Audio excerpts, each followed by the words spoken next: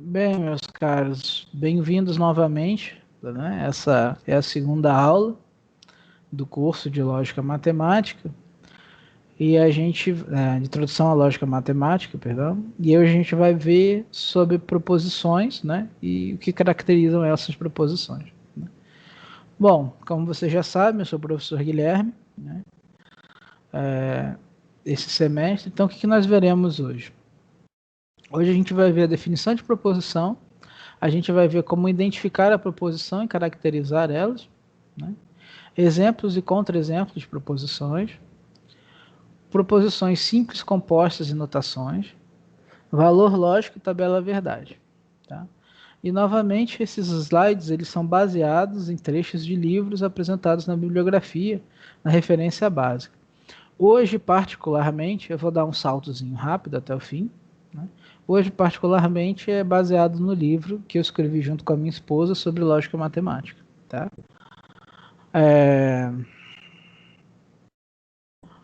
Ele é baseado, ele tem uma estrutura muito parecida com o livro, mas os exemplos são um pouco diferentes, a forma de escrever é um pouco diferente. Tá? Então, primeiramente, o que é uma proposição? Né? A gente sempre tem que começar de alguma parte dentro da lógica matemática. A primeira parte que nós vimos, né? A primeira parte que nós vimos em aula foi que a lógica matemática, ela engloba a lógica clássica com mais alguma coisa, que nós vamos ver mais para frente. Essa parte de englobar a lógica clássica significa que as proposições dentro da lógica matemática, elas vão satisfazer os mesmos axiomas, né, que a gente tinha na lógica clássica. Então, a primeira coisa que fica para a gente é o que seria uma proposição, né? O que é essa ideia inicial de proposição? Porque os axiomas nós já entendemos como sendo verdades, né? Então, o conceito inicial para nós na lógica matemática, ele vai ser o conceito de proposições. Né? Dentro da matemática, a gente, para iniciar qualquer estudo, a gente tem que ver o que nós assumimos como verdade. Particularmente na aula passada, nós vimos os princípios ou axiomas, né? O princípio da identidade, da não contradição e do terceiro excluído. Então, esses são os elementos que nós vamos assumir. Né? Outra coisa que nós estamos assumindo implicitamente é que nós falamos a língua portuguesa. Tá? Apesar disso não aparecer dentro da nossa aula, os slides são escritos em língua portuguesa, as frases e os exemplos são escritos em língua portuguesa, então a gente assume a linguagem como sendo verdadeira. Tá? Mas não necessariamente o produto dessa linguagem. A gente vai ver que tem frases que são contradições ou que são falsas.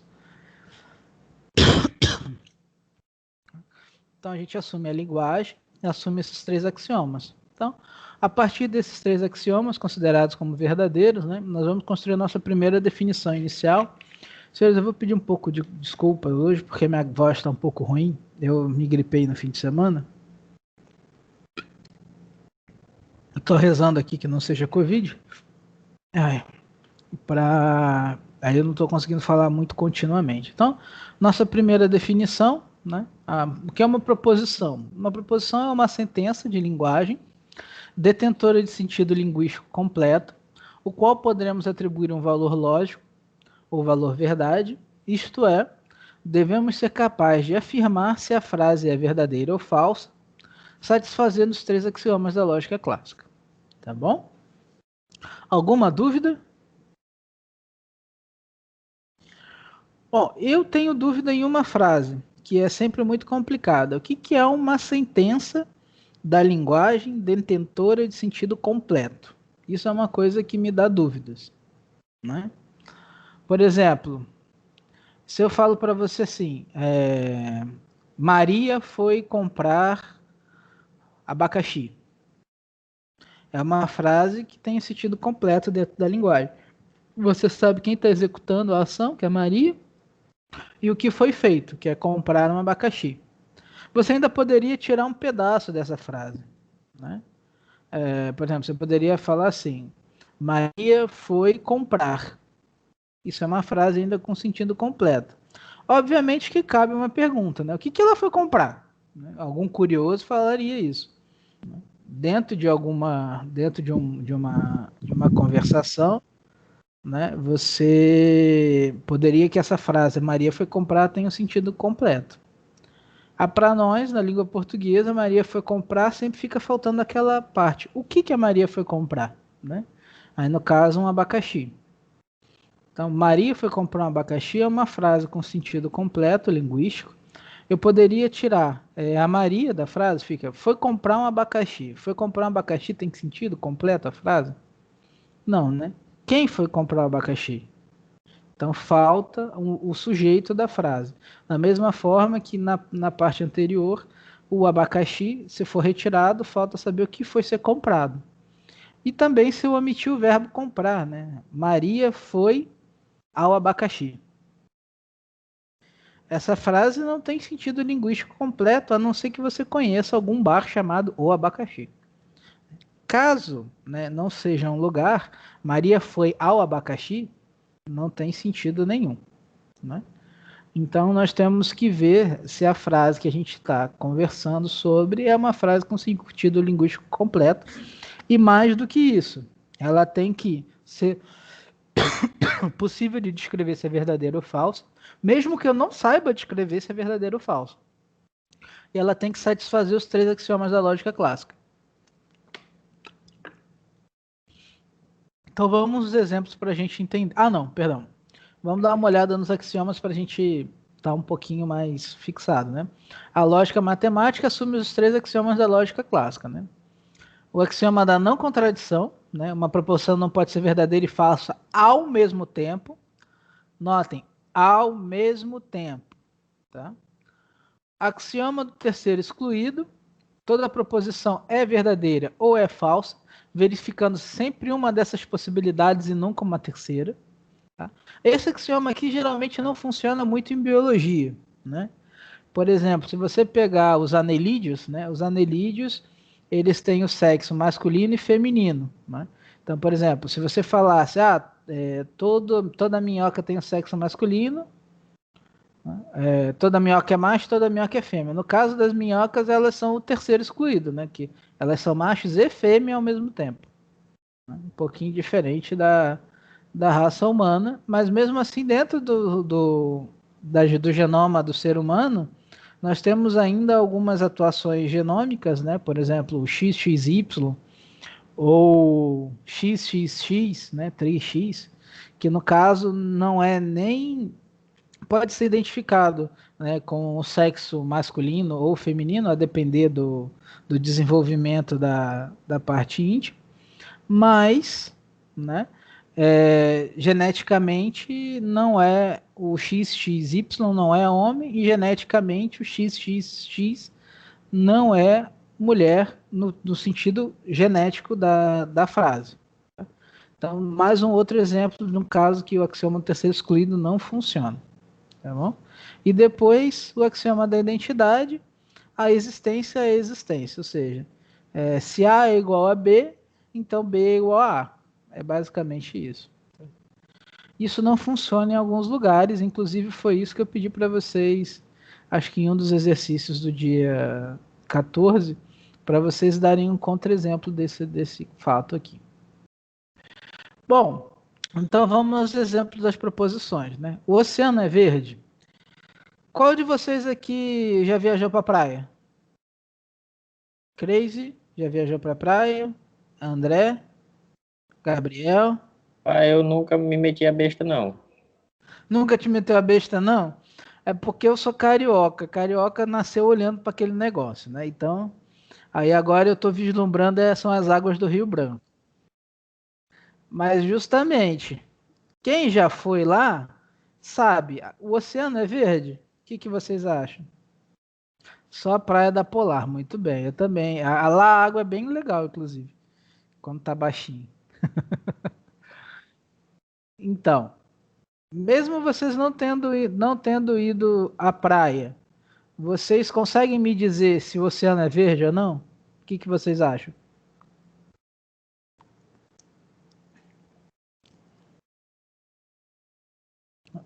O não Depende é do verde? lugar, né?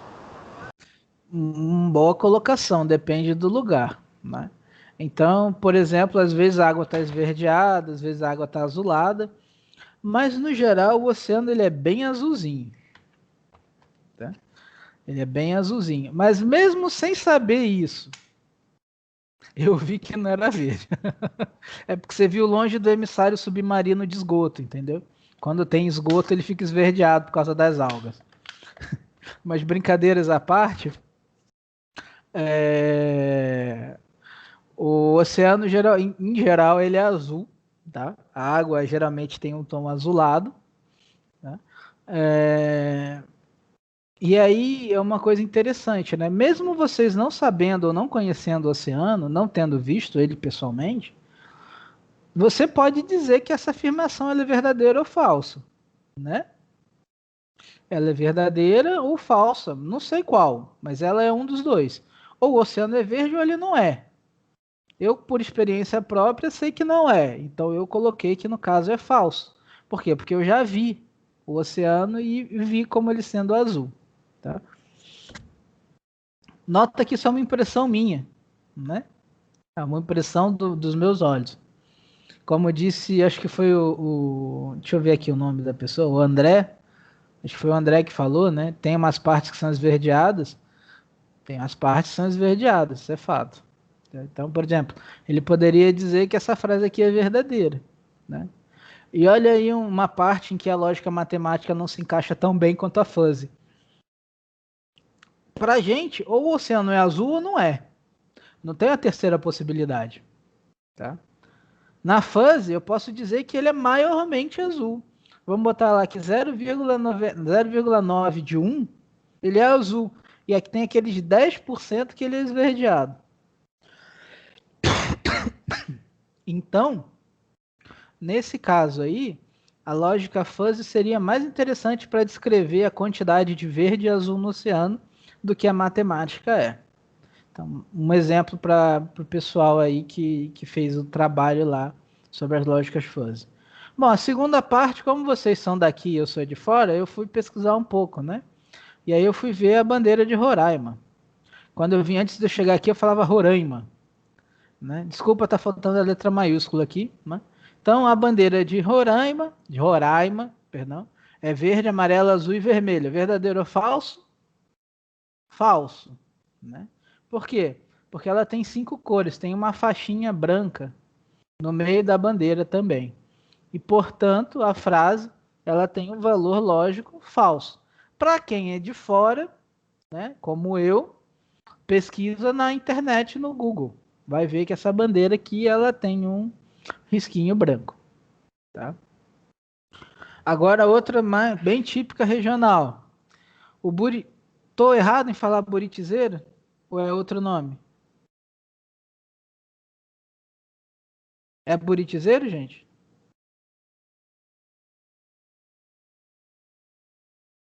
Eita, que a internet tá ruim hoje.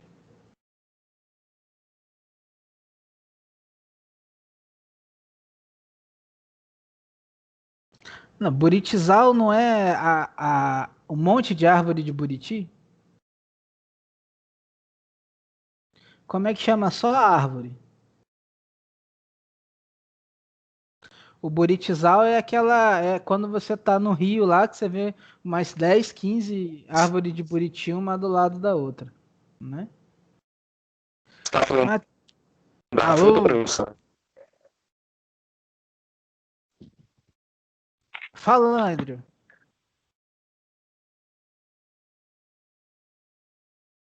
Só vou dar uma diminuída aqui no volume que tá alto para mim. Buritizeiro, beleza. Concluímos então que o buritizeiro é a árvore que produz o buriti. Eu botei um S no final porque eu acho que geralmente ele produz mais de um, né? E o cajueiro produz cajus, né? Bom, essa Professor, afirmação. Oi, Crazy, diga. ô, licença. A Raquel tá tentando entrar na aula, só que ela não tá conseguindo, não. Já faz horas já. Tá, quando for assim, quem tiver. Eu vou copiar o link e vou mandar na sala de novo, tá? Tá bom. Opa.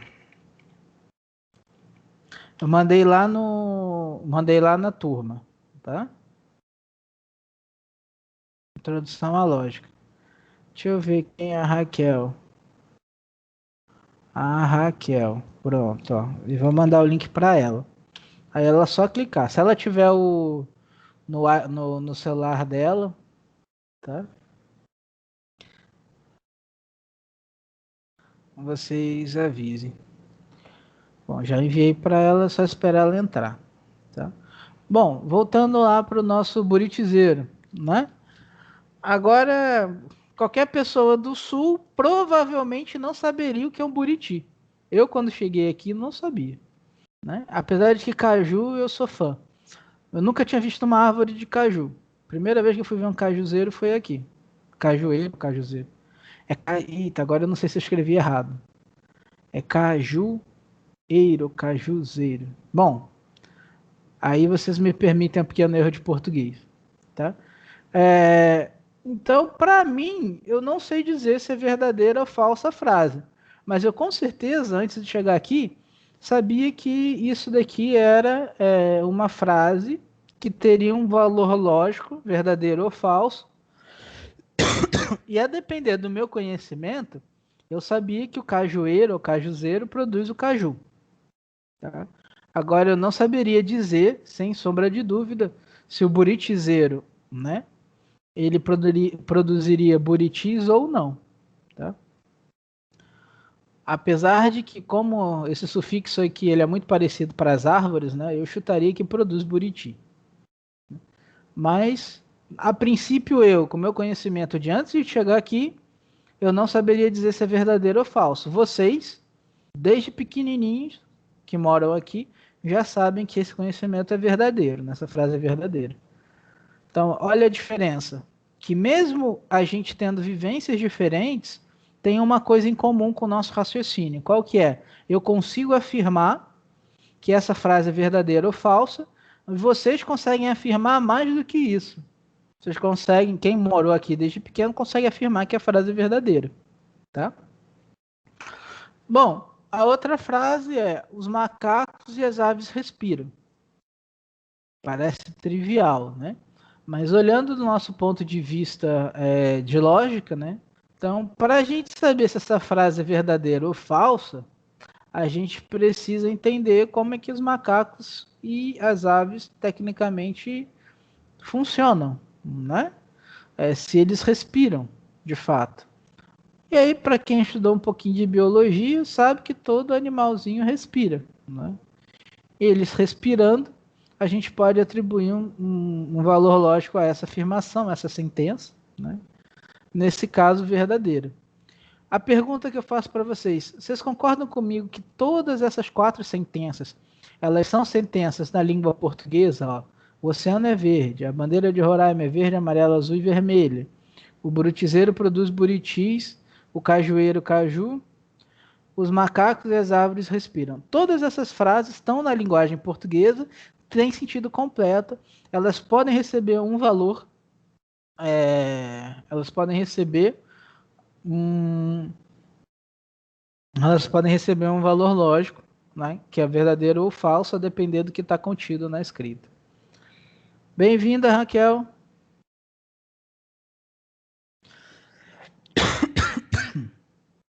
Conseguiu entrar? Conseguiu. Então tá. Bem-vinda. Só para você não ficar muito perdida, tá? Uma proposição é uma sentença em linguagem, uma sentença da linguagem, detentora de sentido linguístico completo, o qual nós podemos atribuir um valor lógico ou verdade, sendo ele verdadeiro ou falso, e satisfazendo os 3 axiomas, tá? Então, os axiomas a gente já viu na aula passada, e a gente está com eles aqui para revisar. E esses aqui são os exemplos das nossas proposições. O oceano é verde, tá? É uma proposição claramente falsa. O bandeira de Roraima é verde, amarela, azul, vermelha e branca, né? Então essa proposição também é claramente falsa. Nota que essa sentença aqui, ela tem sentido linguístico completo, né? E, portanto, ela pode ser vista como uma proposição, uma vez que, novamente, ela tem, né, pode ser atribuído um valor a frase sendo esse valor verdadeiro ou falso, né? E satisfaz trivialmente os três axiomas, né? O princípio da identidade, da não contradição e do terceiro excluído. Essas frases aqui, elas não são contradições, mas mais para frente a gente vai ver alguns exemplos também de contradição, tá? Olha que interessante, né? Nos itens 1 e 2 do exemplo anterior, uma pessoa que tem deficiência visual, ela não pode verificar essa informação. Apesar da gente já ter conversado sobre a questão das experiências, é diferente uma coisa que a gente pode aprender com o tempo de uma coisa que a gente não pode verificar, né? Então, uma pessoa que tem deficiência visual, né, que tem deficiência visual de 100%, que a gente comumente chama de cegueira, né, cega, ela não tem a capacidade de verificar se a sentença é verdadeira ou falsa. Mas mesmo assim, ela pode dizer que aquilo é uma proposição. Por quê? Porque ela pode atribuir um valor lógico àquela sentença de verdadeiro ou falso, e ela sabe, né? E a gente sabe que satisfaz o axioma da identidade, não é uma contradição, né? Porque essa frase aqui, ela ou é verdadeira ou é falsa, ela não tem a possibilidade de ser uma contradição. E o princípio do terceiro excluído, né? Que é ou o oceano é verdadeiro, ou o oceano é verde, ou o oceano não é verde. Não tem uma terceira possibilidade. Ah, professor, dentro do oceano não é verde, tem uma infinidade de cores. Isso é fato. Mas relacionado com a frase o oceano é verde, só tem uma possibilidade de negação, que é o oceano não é verde, que engloba uma infinidade de cores, né? Então, nesses itens, a gente pode dizer que a pessoa com deficiência visual, ela não vai dizer, sem sombra de dúvida, se o item é verdadeiro ou falso, porque ela não pode fazer a verificação empírica visual por parte da mesma, né? E tem outros casos que a gente também não pode fazer, tá? O exemplo bem simples, o centésimo dígito do número de Euler, que é um número irracional e, portanto, não se repete, é o 5. Aqui tem um pequenininho erro. Alguém sabe se é o 5 o centésimo dígito do número de Euler? Não, né? Provavelmente o número de Euler deve estar escrito em algum lugar. Então, se a gente procurar, a gente vai descobrir se é ou não, tá? Porém, né, no momento atual, a gente não sabe. Mas isso não impede de eu afirmar que essa frase ela pode ter um valor lógico verdadeiro ou falso, tá? Então, se ela tem um valor lógico verdadeiro, então o centésimo dígito é o 5. Se ela tem um valor falso, então o centésimo dígito não é o 5. Aí pode ser o 0, 1, o 2, o 3, o 4, o 6, o 7, o 8, o 9 e o 10. Ou 10 não, perdão, o 9. Tá? E, portanto, a gente pode concluir sem sombra de dúvida que essa afirmação é uma proposição. Até aí tá tranquilo com a parte das proposições? Também tá tranquilo.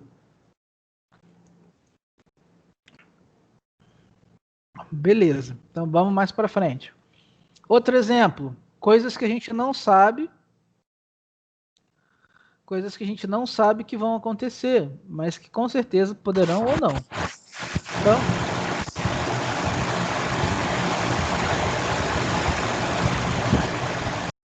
vou dar uma ativadinha aqui no muto, tá, André? No dia 25 de março de 2021, choverá na sua cidade, né? Eu não sei que cidade vocês moram, tá? Eu moro em Boa Vista. 25 de março é quando está começando o período de chuva, se eu não estou equivocado, né? Finalzinho de março, comecinho de abril e vai até meio de agosto, não é? Então, a chance de estar chovendo é muito grande, mas eu não sei categoricamente falar sem sombra de dúvida se vai chover ou não. Mas independente disso, né, essa afirmação ela não vai ser comprovada até a data. Ela só vai ser comprovada no dia 25 de março de 2021. Mas, independente dela ser comprovada só nessa data, eu posso categoricamente afirmar que essa frase é verdadeira ou falsa. Tá? Um dos dois casos vai acontecer. Ou vai chover ou não vai chover. Se não chover, a frase é falsa. Se chover, a frase é verdadeira. E, portanto, a gente tem mais uma proposição. Tá bom? Outra frase dentro agora da geometria. Né?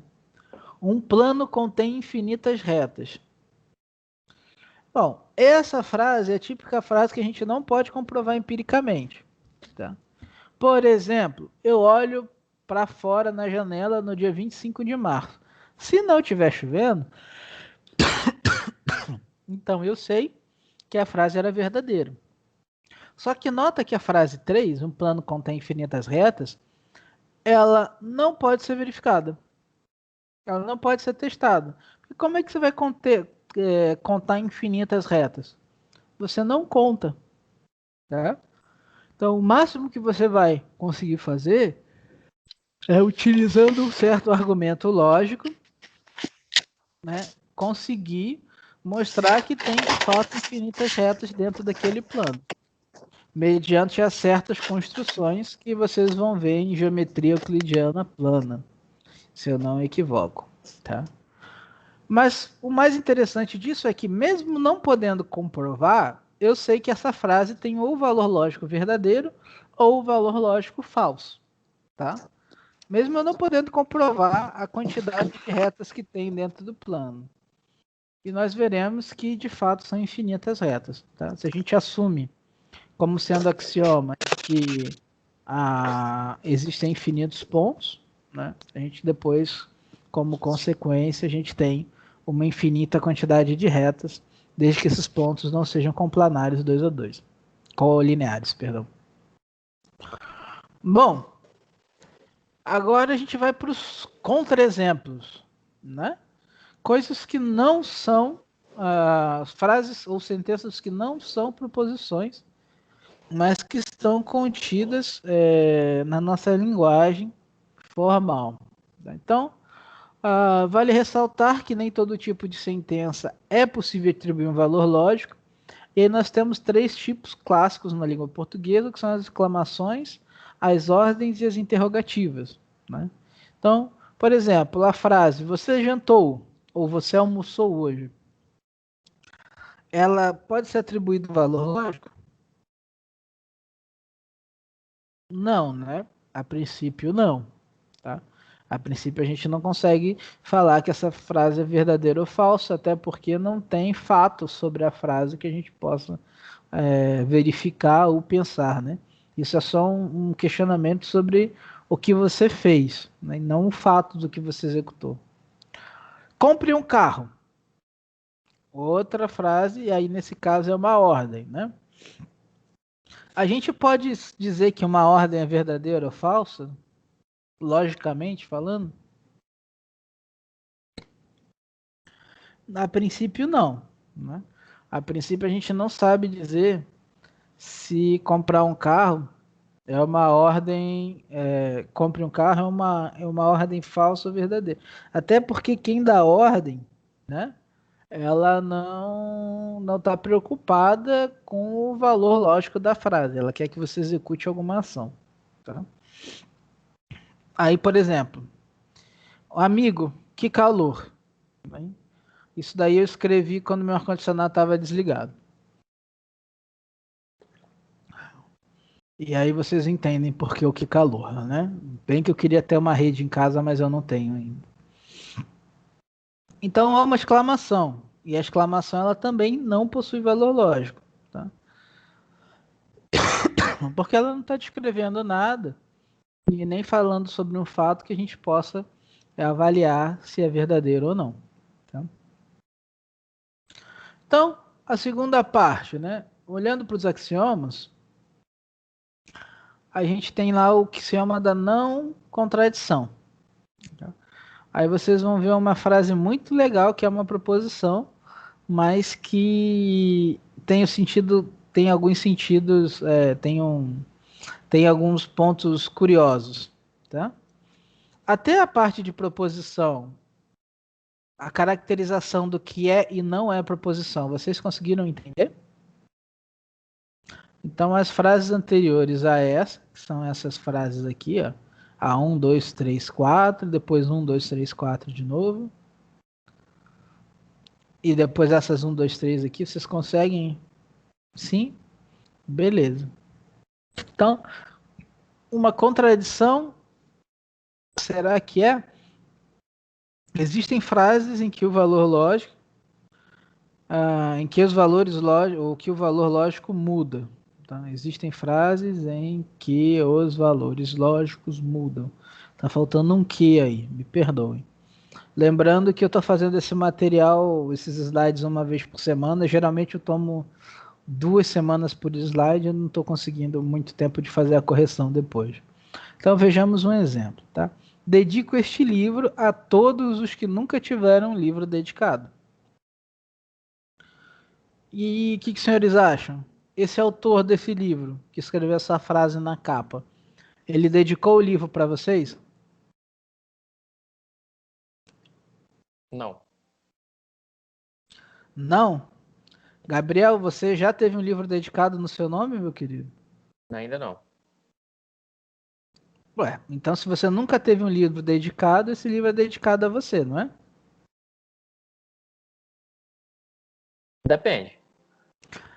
Gostei da resposta. Depende. Depende do quê? Da quantidade de vezes que você lê. Né? Por exemplo, vou pegar aqui a Crazy. Craziane, você já teve algum livro dedicado para você?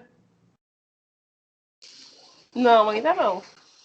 Ainda, pois bem, esse livro aqui, ó, ele está sendo dedicado a você. Tá feliz, Crazy? Tô feliz. Muito bem, agora lê a frase de novo. Dedico este Dedico livro. esse... Por favor, continue. Quero um livro dedicado.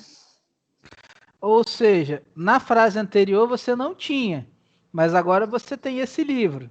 E, portanto, quando você lê de novo, o autor não está dedicando mais o livro a você. Olha que coisa doida. Isso é uma boa dedicatória de livro de lógica, né?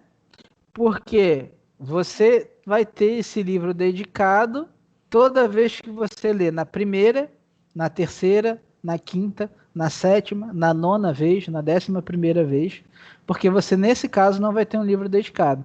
E toda vez que você lê uma vez par, a segunda vez, a quarta vez, a sexta vez, a oitava vez, esse livro não vai ser dedicado a vocês. Então, essa frase, ela muda de valor lógico, né? Ela muda de valor lógico, conforme você lê, né? Então, se o valor lógico atribuído verdade fosse para quando ele fosse dedicar o livro a você, e o falso quando ele não dedicasse, então a primeira leitura a frase teria valor lógico verdadeiro, na segunda leitura o valor lógico falso, na terceira leitura verdadeiro, na quarta leitura o valor lógico falso. Né? Então, ao lermos essa frase pela primeira vez, a gente pensa que o autor malandrinho dedicou o livro para a gente. Inclusive é a frase da dedicatória do meu livro, né? Que a gente nunca que nós que nunca tivemos um livro dedicado a nós. Para quem já teve um livro dedicado, essa frase é sempre verdadeira, então esse livro para vocês não tem graça nenhuma, tá? Mas para quem nunca teve um livro dedicado, né? Aí fica a graça dessa brincadeira aqui, né? Então, na segunda leitura, quando você relê a frase, indica o real propósito da dedicatória, né? Uma vez que o livro já nos foi dedicado e já não nos enquadramos na dedicatória, pois tivemos um livro dedicado a nós, né? E, portanto, este livro não nos é dedicado. E logo a afirmação seria falsa, né? Então, a gente fica nessa mudança dependendo da quantidade de vezes que a gente lê. Mas olha que parte interessante. Aí você pode falar, mas professor, isso não é uma contradição. Não é. Por que não é uma contradição? Porque essa frase ela não é verdadeira e falsa ao mesmo tempo. Tá? Ela não é verdadeira e falsa ao mesmo tempo. Nota que eu preciso ler a primeira vez para ela ser verdade, ler a segunda vez para ela ser falsa, ler a terceira vez para ser verdade. Então, ela não é ao mesmo tempo, em uma leitura só, verdadeira e falsa. Tá? Então, esse não é um exemplo de contradição. Agora, essa frase aqui, maravilhosa, clássico de todas as contradições. Esta frase é falsa. Tá? Isso é uma contradição. Por quê? Olha que interessante. Né? Vamos supor que a frase tem um valor lógico verdadeiro. Tá? Se a frase inteira é verdadeira, o que a frase está expressando? Né? Se a frase tem um valor lógico verdadeiro, ela está expressando que essa frase é falsa. Então, consequências de a gente ter assumido que a frase é verdadeira é que essa frase é falsa. Ou seja, assumimos verdadeira e chegamos na conclusão de que ela é falsa, ao mesmo tempo. Tá? Ao mesmo tempo. Agora, suponha o contrário. Suponha que essa frase seja falsa. Né? Que é outra possibilidade. Ela é verdadeira ou falsa, não tendo terceira possibilidade. Se ela é falsa, se essa frase é falsa, então o que está escrito dentro dela é verdade, porque ela é falsa. Então, a consequência do que a gente assumiu que ela é falsa é que o conteúdo semântico da frase é verdadeiro. Então, se a gente assumiu o valor lógico como sendo verdadeiro, o conteúdo semântico fala que ela é falsa. Então, ela é verdadeira e falsa. Absurdo. Ou contradição, no caso, né? Agora, se a gente assume que ela é falsa, mas pelo que está escrito no conteúdo semântico, a lógica nos diz então que que o conteúdo semântico da frase é verdadeiro. E, portanto, verdadeiro e falso. Né? Absurdo também. Então, essa aqui é um clássico exemplo de contradição. Eu, infelizmente, não coloquei mais um, mas qualquer frase, eu vou colocar uma frase aqui no chat para vocês, tá? Qualquer frase nesse estilo aqui, ó. João é alto e não é alto. Qualquer frase do estilo é alguma coisa e não é alguma coisa é uma contradição, tá? Quem está com o chat aberto consegue vislumbrar, tá? Então, João é alto e João não é alto é uma contradição. Por quê? Porque se por um lado ele não pode não ser, né? E se por um lado ele não pode, por outro lado, ser. Então, se ele é e não é ao mesmo tempo, isso é contraditório. Então, você tem uma contradição. É um outro tipo de contradição fácil da gente ver. Né? Então, passando, então, perguntas com relação à contradição, antes que eu passe para a próxima parte. Alguma dúvida com relação à frase?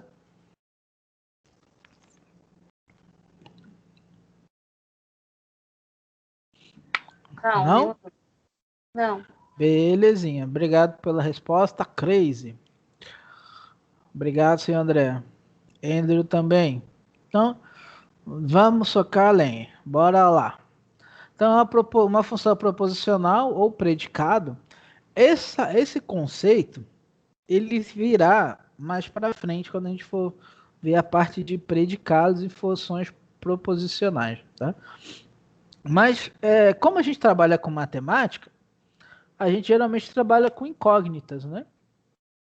E aí, às vezes, a gente tem alguma incógnita. Por exemplo, nessa desigualdade aqui, a gente não sabe quem que é o x, tá? Então, isso aqui, ela não é, a princípio, uma proposição, tá? Por que ela não é uma proposição?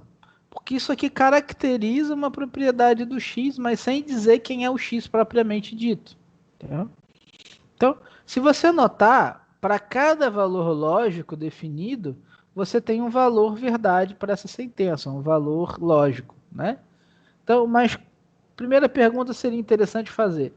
Quando que essa função, quando que essa parte aqui, essa afirmação, ela tem um valor lógico, né? Definido.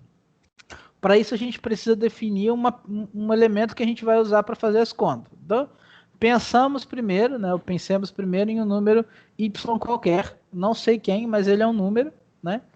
Então, se nós supormos que esse y ele é maior do que zero, por exemplo, 1 ou 2 ou qualquer número maior, dessa só um instante, com licença. Estão batendo aqui na porta. Oi. Oi, professora, tudo bem? É minha colega de sala. Ela passou boa tarde para vocês. Que isso, professor? De fato, né, se a gente pensa no 1 ou no 2, né, a gente sabe que ao colocarmos esses valores para y, o 2 é maior do que 0, o 1 é maior do que 0. Então, cada uma dessas afirmaçõezinhas aqui é uma proposição. Mas essa afirmação de x maior do que 0, ela não é proposição. Então, essa proposição ela é verdadeira sempre que o y for maior do que o 0. Né? A gente faz y igual a x e, portanto, maior do que 0. Da mesma forma, a gente repete o processo, né, para y menor do que 0, ou igual. Se o y for menor ou igual que 0, não tem como o x ser maior do que 0, o y ser igual a x e o y ser menor ou igual que 0. Né? Não bate as contas. Portanto, a sentença o x não pode ser maior do que 0 e o y ser menor ou igual que 0. E aí a gente chega no valor lógico da sentença sendo igual o valor lógico da sentença sendo falso. Tá? Basicamente, o que a gente precisa quando nós temos um predicado ou uma função proposicional, né, é analisar o elemento em que o número real da sentença está sendo aplicado para poder, então, decidir qual é o valor verdade. Isso pode acontecer também para as frases da língua portuguesa, né? Por exemplo, vamos supor que eu busco o meu filho na escola segunda, quarta e sexta. E a minha esposa busca o filho na escola terça e quinta. Né? Então, eu falo para você assim, Guilherme buscou o filho na escola. Tá? Essa frase ela pode ser verdadeira ou falsa. Se você escrever assim, hoje é segunda, vírgula, Guilherme foi buscar o seu filho na escola. Você sabe que o valor lógico da frase é verdadeiro. Por quê? Pelo contexto que você tinha anterior. Tá? A mesma coisa que a gente tem um contexto, né? Que é o x ser maior do que 0. E aí a gente vê para que valores de y, né, que isso é satisfeito. E aí a gente conclui qual é o valor verdade da afirmação. Alguma dúvida até aí, pessoal?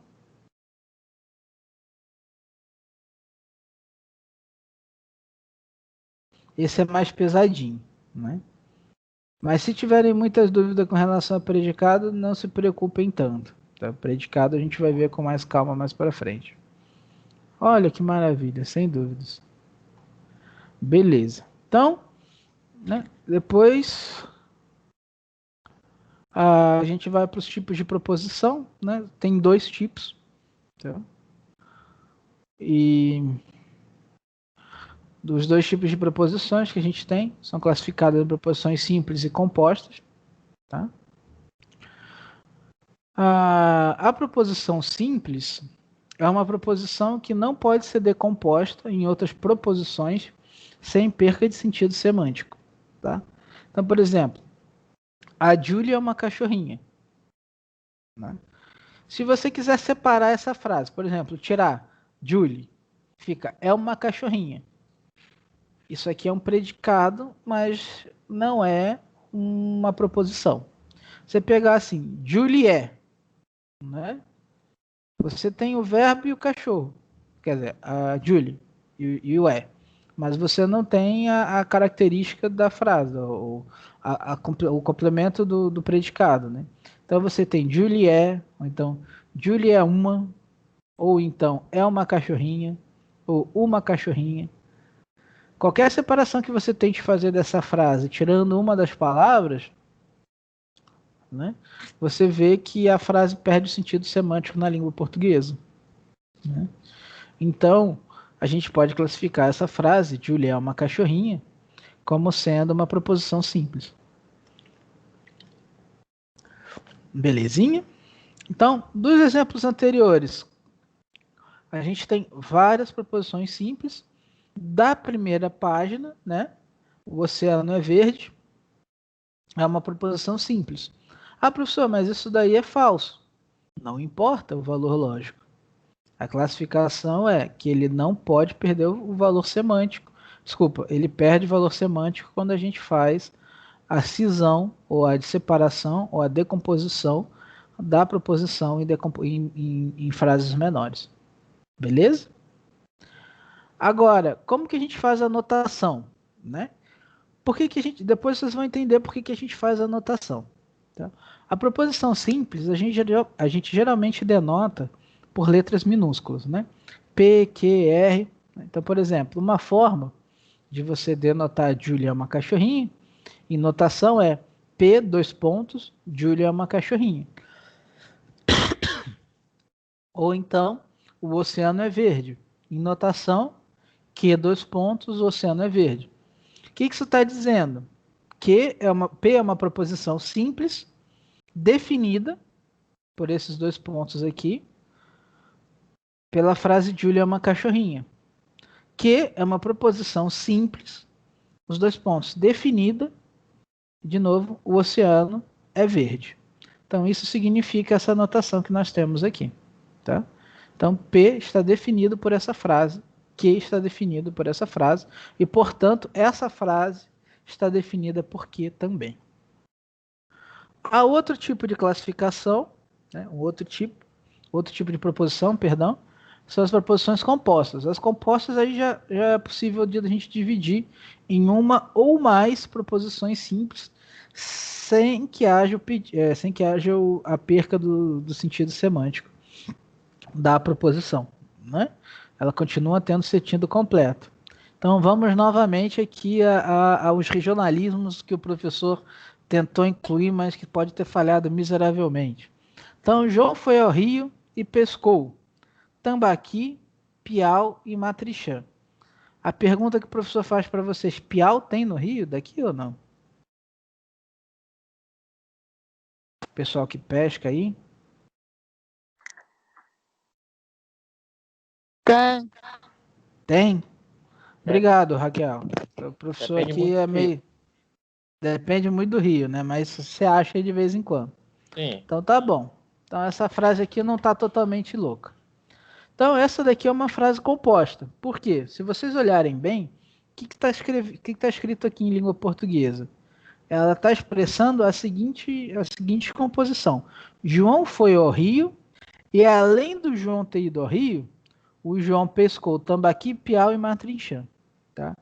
Então ele fez duas coisas. Ele foi ao rio e pescou esses três peixes. Né? Então a gente tem uma frase, João foi ao rio, e outra frase, eu vou colocar os três dedinhos juntos para vocês entenderem. Outra frase que é João pescou tambaqui, matrixã e piau. Tá?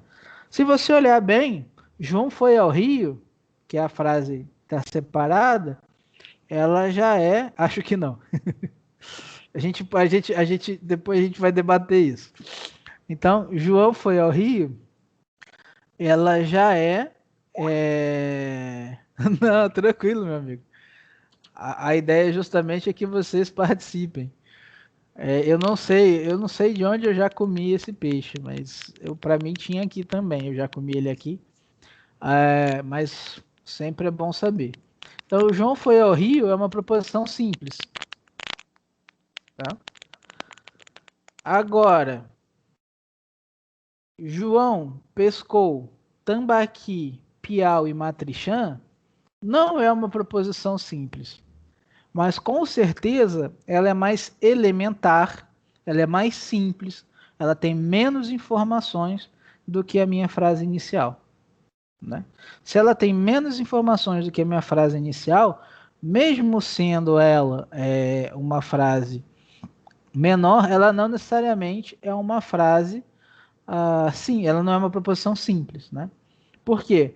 falta nós vemos o critério. A gente consegue dividir a frase João pescou tambaqui, piau e matrixã em outras frases? A gente consegue. Tá?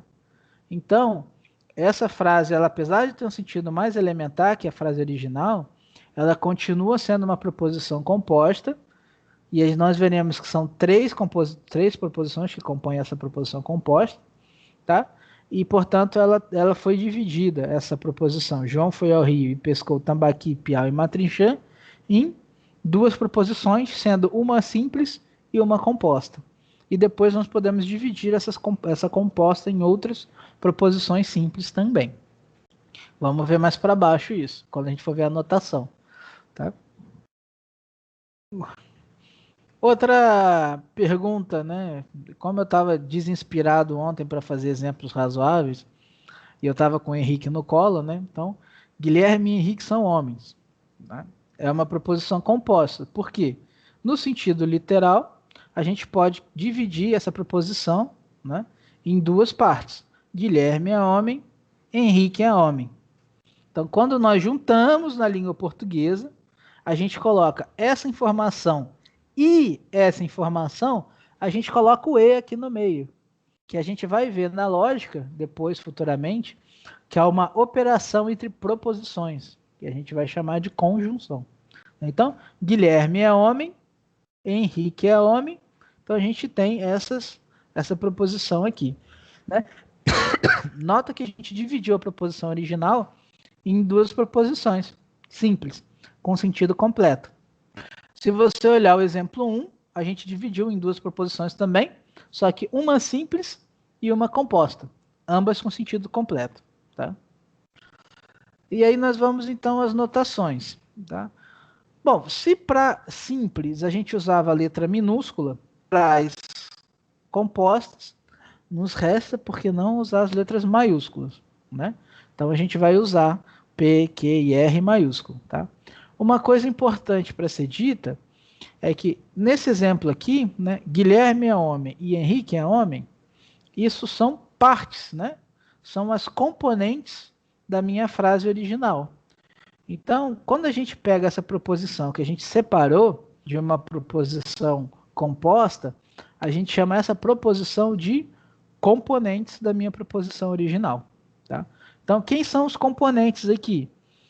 No exemplo anterior, os componentes são Guilherme é homem, Henrique é homem. No exemplo anterior, João foi ao rio e João pescou tambaqui, piau e matrixã. Então, essas são as componentes da minha proposição original. Tá bom? Alguma dúvida sobre o que é uma componente?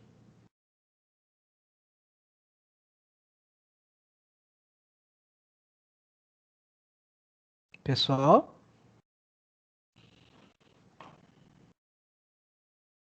Não, não, não. Belezinha.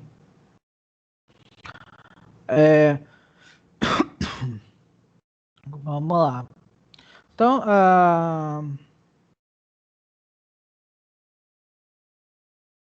se tiverem dúvidas, vocês podem fazer por áudio, tá? Não tem problema nenhum.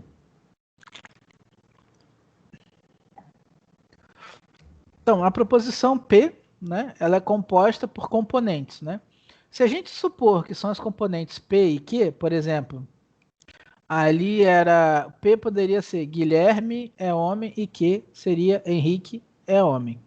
Então, a frase, a proposição composta Guilherme e Henrique são homens, ela pode ser denotada nesse formato aqui, onde P é uma das frases que é o componente, Q é a outra frase que é o componente, e isso daqui indica que a P é composta por esses dois componentes aqui.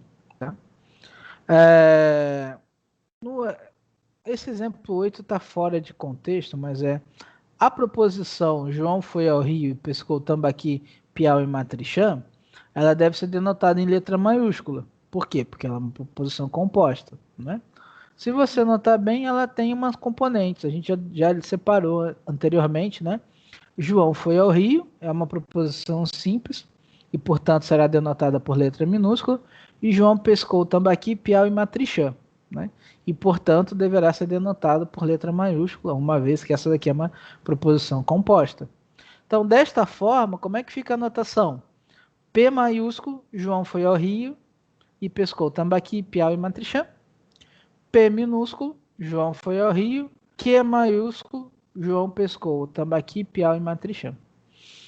Nota, olha que interessante, a proposição que ela não é simples, né? Então, a gente não pode usar esse formato de escrito aqui, ó. P, abre parêntese, P minúsculo, Q minúsculo. Tá? A gente só poderia usar se essa proposição que é uma proposição composta, fosse uma proposição simples, que não é o caso, né? Mas a gente pode decompor essa proposição que em proposições simples. Quais são as proposições simples? Primeira proposição, Q minúsculo, João pescou tambaqui. R minúsculo, João pescou piau. S minúsculo, João pescou matrinchã. Tá?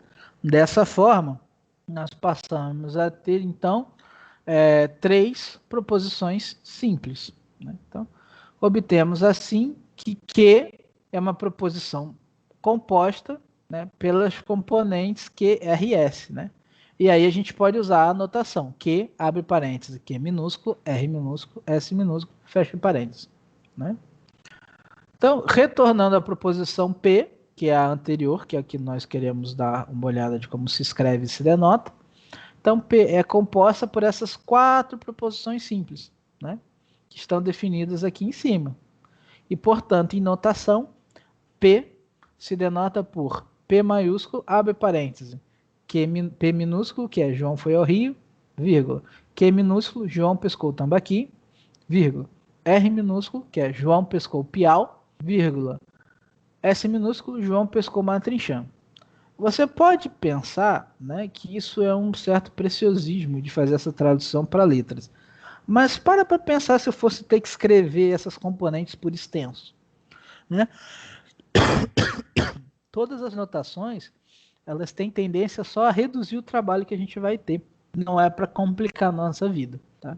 Então a gente denota dessa forma, porque depois nós vamos precisar dessas letras aqui para fazer os nossos cálculos de valor verdade. Tá? E como que nós fazemos esses cálculos de valor verdade? Né? No conceito que a gente vai ver chamado de tabela verdade. Meus caros, até aqui, alguma pergunta, dúvida? Até aqui acho que está bem tranquilo, né?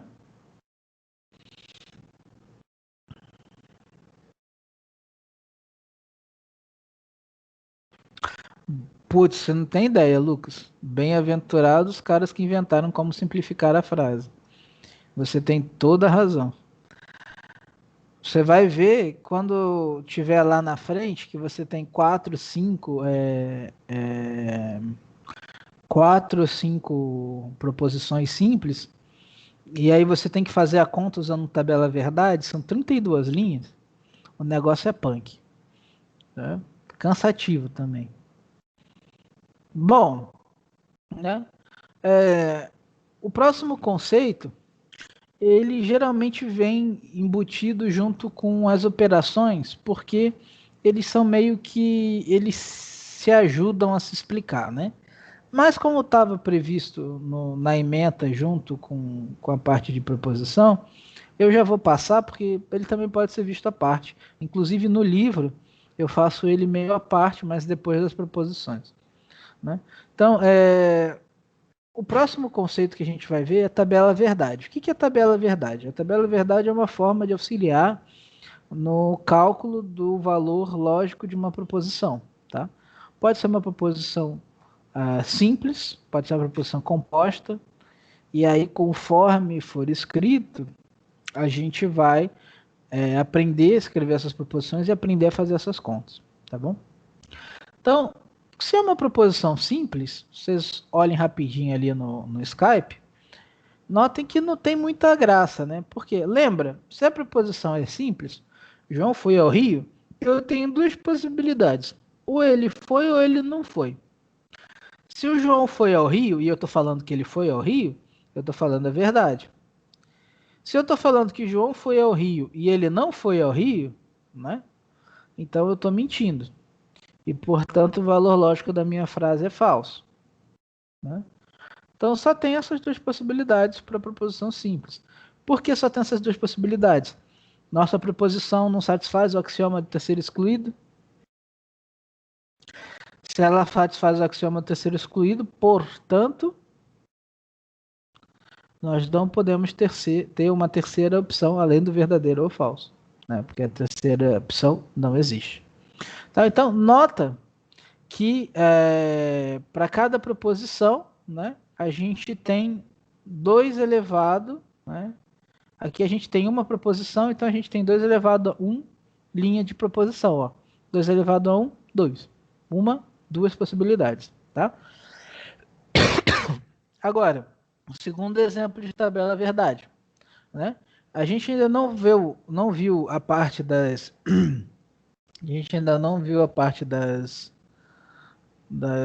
operações, mas aqui eu vou dar um passinho mais adiante, justamente para a gente poder exemplificar e já não ficar tão difícil de entender, né? Lembra que eu falei para vocês que o E ele é uma operação e que essa operação é uma conjunção? Pois bem, ó, como exemplo, considere uma proposição composta por 2 proposições simples, P e Q, dado pela fórmula P e Q, né? Isso se traduz como conjunção, tá? Então, significa o quê? P e Q, né? Significa Guilherme e Henrique são homens, ou então Guilherme e Henrique foram ao mercado. Pode ser Guilherme foi ao mercado e comprou banana. Nota que podem ser frases, né, diferentes, não necessariamente só com Guilherme, né? Por exemplo, pode ser o João que foi pescar e pegou uma trinchã, né? Então, João foi pescar e pegou uma trinchã. Então, se eu divido essa frase em 2 partes, fica João foi pescar, João pegou uma trinchã. Então, nós temos 2 proposições simples. Tá? E aí elas são operadas, ou juntadas, ou adicionadas, ou dependendo da forma que você quiser se expressar, mas geralmente a gente chama de, na matemática, elas foram operadas pelo operador conjunção, obtendo assim uma proposição P composta por P e Q, né? E aí, para não ser o E, que a gente escreve aqui no meio, a gente usa esse chapéuzinho aqui. Parece o circunflexo, mas não é o circunflexo, tá? Mas parece. Tá? A definição de conjunção, né, ela vai ser vista na próxima aula. E nota, olha que interessante. Quais são as possibilidades de valores lógicos, né? P, ele pode ser verdadeiro ou falso. E o Q pode ser verdadeiro ou falso, né? Se você fizer as continhas, eu tenho 2 possibilidades para P, eu tenho 2 possibilidades para Q, e essas possibilidades elas podem se mesclar. Então, posso ter os 2 verdadeiros, esse verdadeiro e esse falso, né? Esse falso. Eu posso ter esse falso e esse verdadeiro. Eu posso ter esse falso e esse falso. Então, eu tenho 4 possibilidades de valores lógicos, né? Então, por exemplo, vamos lá para uma frase inspiracional que eu estava no fim de semana. Então, vamos lá. Guilherme e Henrique pescaram. Então, 2 pontos. Esse é P, 2 pontos, né? Eu poderia fazer, conforme a gente está aqui no chat. Deixa eu botar no chat correto, peraí. Eu poderia fazer o seguinte, ó, P, 2 pontos. Guilherme pescou, né? Q, 2 pontos. Henrique pescou, tá? Então a gente tem essas 2 proposições simples, né? E essas 2 proposições simples, elas vão ter valores lógicos. Dica de como a gente preenche uma tabela verdade. Quantos que a gente tem aqui? Então a gente tem o P, depois a gente só tem uma proposição, que é o Q, né? Que no caso, o Henrique pescou, né? Então, a gente tem uma proposição, então essa proposição só tem 2 possibilidades, verdadeiro e falso, verdadeiro e falso. Então a gente começa sempre preenchendo da linha mais à esquerda. Então, se aqui tem uma proposição, então eu preciso de duas verdades, porque aqui vai ser verdadeiro e falso. Se aqui tem uma proposição, eu preciso de dois falsos, porque aqui vai ser verdadeiro e falso. Tá?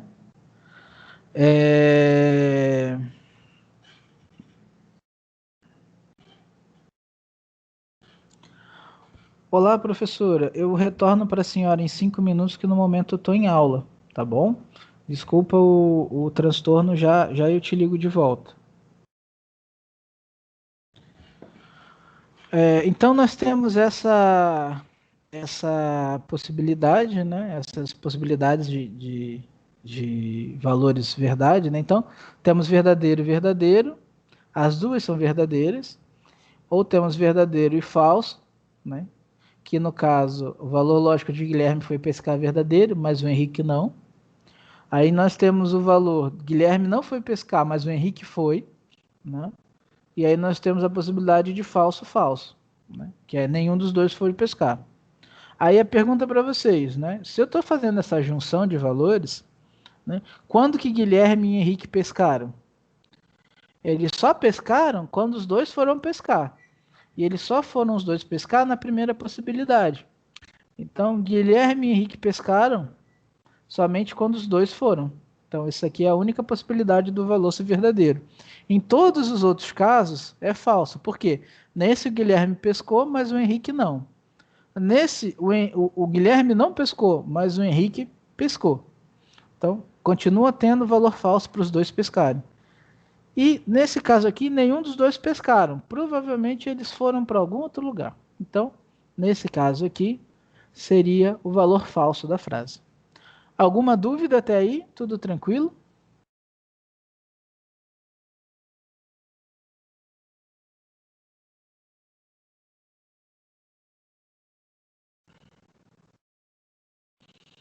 Belezinha. Bom, jovens, esse é basicamente tudo que eu tinha para falar para vocês hoje, né? De novo, acertando quase que cronometricamente nas nossas 1h15 de aula, conforme prometido, para não ser muito cansativo. Ficando então para quarta-feira, tá? Eu quero que vocês analisem as proposições, quais são verdadeiras e quais são falsas. Qual é o slide 10? O slide 10 é esse daqui, ó. O slide 10 é o centésimo dígito, o centésimo dígito do número de Euler é 5. Nesse dia, no dia 5 de março, choverá na sua cidade, o plano contém infinitas retas, tá? Então, é vocês analisarem se é simples ou composta, tá? Na primeira parte, no primeiro exemplo, né, que é o exemplo 1, que não está marcado, ver quais dessas daqui são compostas, né? O oceano é verde, a bandeira de Roraima é verde, azul e vermelha, o buritizeiro produz buritis, cajueiro, caju, os macacos e as aves respiram. Então, é para dar uma olhada nessas duas aqui, nessas quatro, para ver em qual cada uma delas qual delas é proposição composta e identificar as componentes, né? Fazendo com anotação, tá? E a quarta é para vocês pensarem como é que a gente generaliza isso aqui, né? Nota que para uma proposição simples, a gente tem 2 elevado a 1. Para duas proposições simples, a gente tem 2 elevado a 2. A minha pergunta para vocês é: como é que ficaria para 3 proposições simples?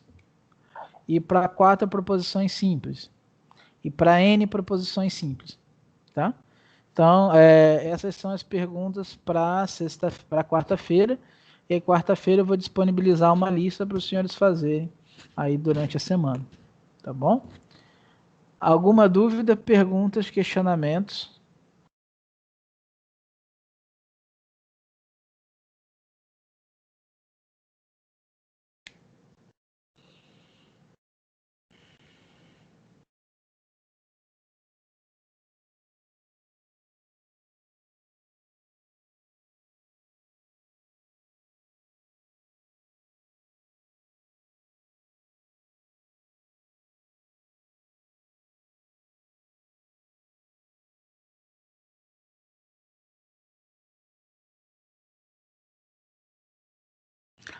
Sim, Paulo, o exercício é para ser entregue no site do SIGA, tá? Eu vou pedir encarecidamente que os senhores, eu estendi o prazo, tá? Tava até dia 19, eu botei até o próximo sábado. Caso os senhores não consigam, né, enviar pelo SIGA, não tem problema. Me avisa, por exemplo, a Geise me enviou por e-mail. Me avisa que vocês não estão conseguindo enviar, me fala qual o problema, aí eu vou te deixar lá digamos que a possibilidade de abrir para vocês lançarem esses exercícios, tá? Não se estressem com a questão do lançamento do exercício, tá? Aí mais para frente, qualquer coisa, conforme eu for corrigindo e vendo as coisas, a gente vai discutindo, né? Eu vou tentar fazer uma correção mais. Tentar fazer uma correção semanal, mas essa semana em particular tá puxado por aqui. Eu não pretendo fazer a correção dessa semana, mas por enquanto é só matéria introdutória e uma produção de texto. Então não é nada muito complexo da gente avaliar, tá bom? Mais alguma pergunta, Paulo?